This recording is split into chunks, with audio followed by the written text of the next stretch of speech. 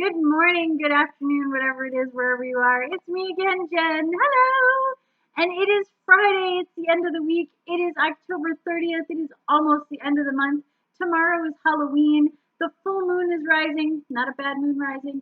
And it is our last day with the Patch Tarot deck, which I gotta say, I'm gonna be a little sad to kind of put this away in a box. So if anybody still would like readings and you want this specific deck, I will give you readings for half off just because I really love this deck.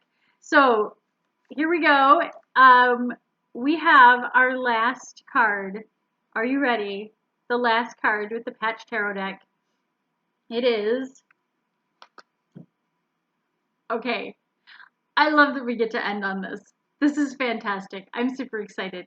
Give me 5 more seconds to enjoy it to myself, and then I will share. Okay. It's the Wizard! So the Wizard is better known in more traditional tarot decks as the Magician. And typically also the Magician is represented by a 1 at the top in the major arcana. And yet in this it's represented by a 2. So I'm not sure how I feel about that, but it is what it is. And I absolutely am getting all the pop culture references off of this card. Oh my gosh, even me, and I'm not that good with pop culture references. I think this is really cool. But before I get to all the pop culture stuff, let's see what the words are on it too. So at the top, we have power of creation and abuse of power are the 2 words at the top.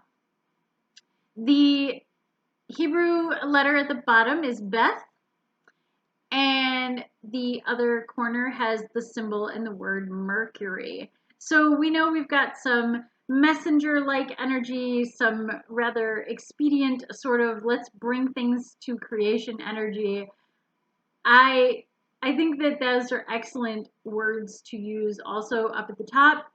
It is the power of creation. The Wizard or the Magician is you have all the tools you need, you have all the tools you deserve, and now it is time to kind of go off on your adventure and experience what there is to be in whatever there is out there. So we have the pop culture stuff. The first thing I noticed was his scarf, and this is totally a Gryffindor scarf. If you are not a Harry Potter fan, at least you do know that that is a Gryffindor scarf. So Wizard is all over that. There are goblets in the background. There is a coin in the front here. There's kind of a scroll with words on it. There's fire on this magic wand. There is a paintbrush floating and a sword and a feather. And there's a little symbol down here that I'm going to guess probably has some pop culture reference to it too. There's a monkey. There's a monkey hanging off of him. Why is that? Somebody tell me why that's there. Somebody please leave me a comment as to what that pop culture reference is. Anyway, oh my gosh, there's so many things going on in this card.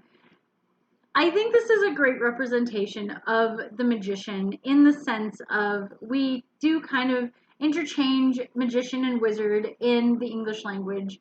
And it also does represent all these different things.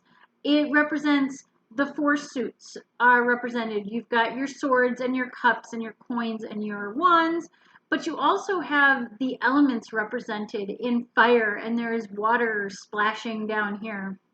And clearly there's like wind swirling around him. So a lot of things are represented in there. But also what I notice is that you have like the scroll up here, and you also have like this hula hoop around him and the fire, all of these things. The other thing that I like to tell people about the Magician is it is about being kind of well-rounded in your studies and your understanding of things.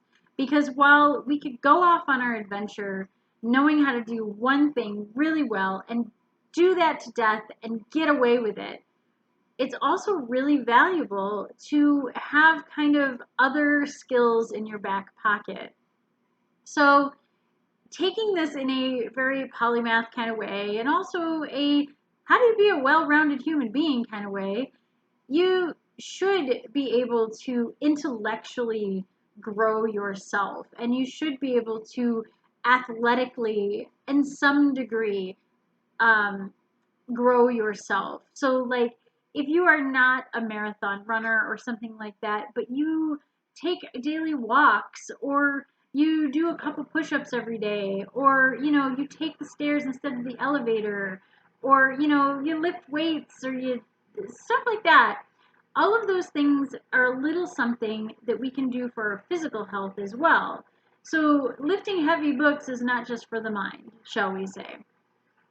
Also, emotionally, it is really important, I think, for us to recognize that the magician is not just the practical stuff, it's the diplomacy that comes with it. It's the active, like, listening to people and understanding and being emotionally connected with others and having control over your own emotions. All of those things are part of the wizard just as much as, knowing things and being physically capable of things. All of this other stuff also stems back to emotion. Going into, the idea of being creative too. So we want to be smart, yes, but book smart is only half of that. Being able to be smart in our way of thinking outside the box, but I feel like that's thinking inside the box just by saying that. It's the ability to look at something and go, that's not the only thing I can use it for. And the ability to look at a situation and go, this is not necessarily a bad thing. I'm going to learn from this, but it's not necessarily a bad thing. How can I grow? How can I learn? How can I become something bigger and better? That's what the magician, or in this case the wizard, represents, at least to me. And I know that sometimes people will go, nope, that's not what it means to me. Okay, fine. Go ahead and leave me a comment. I would love to debate it with you. That's so much fun. I really would love to see how other people look at this card, and also tell me why the monkey is there. It's really important. I really want to know why that monkey is there. I know he's a pop culture reference because there is no monkey in the regular magician card. So that monkey's going to bother me a lot. Anyway, I'm not going to say too much more on this card because I feel like I've kind of crammed a lot of information into one little card. But I will say that I think it's a great card to end the month on, since I won't be doing anything tomorrow for Halloween. I'm hoping all of you will take some time to rest and recharge also for Halloween, and start a new adventure next month. Start a new adventure in November. I don't know how many of you are doing National Novel Writing Month, NaNoWriMo, but for those who are, I'm with you, and I can't wait because tarot is about stories, and stories can be, like, manipulated in ways to have the characters of the tarot involved in them. I'm not writing a tarot related story for NaNoWriMo, but who knows what could happen. And I just want to tell everybody, let your creativity be out there, enjoy, and I've got a really cool deck to play with for November, and maybe I will give that as a little secret video this weekend, or maybe it'll wait till Monday. I don't know. But either way, until next time, stay safe, stay healthy, stay happy, and trick or treat!